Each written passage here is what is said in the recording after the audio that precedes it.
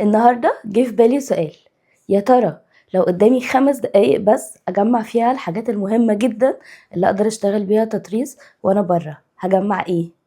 أول حاجة هاخدها هي الطارة بتاعتي وعليها التصميم اللي أنا شغالة عليه، ولو لسه معنديش تصميم هاخد قطعة قماش ومعاها طارة مناسبة للمقاس بتاعها. تاني حاجة معانا اتكلمنا عنها في الريل اللي فات وهي القصافة دي ضرورية جدا عشان أقدر أقفل بيها كل الشغل بتاعي. تالت حاجة معانا اتكلمنا عنها في الريل اللي فات هي مجموعة من الإبر السيلف ثريدنج عشان دي اللي بقدر أشتغل بيها، وكمان هاخد معايا المجموعة اللونية للديزاين اللي أنا شغالة عليه.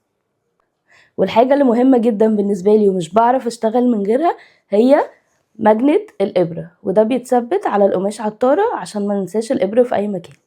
وطبعا مش هنسى القلم الحراري اللي هيخليني أقدر أعدل على التصميم في أي وقت أو أرسم تصميم جديد. والحاجة اللي للأسف مش هتيجي في الباوتش بتاعتي بس لازم أخدها هي ستاند التطريز، والستاند دوت بنقدر نثبت عليه الطارة من هنا عشان يديني حرية في استخدام الإيدين مش إيد واحدة، عشان في غرز كتير هنتكلم عنها في المستقبل بتحتاج ان نشتغل بالإيدين مع بعض.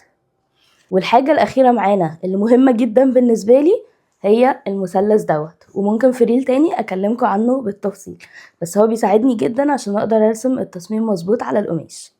احكولي انتوا بقى بتاخدوا ايه معاكوا لو ناويين تشتغلوا تطريز برا البيت؟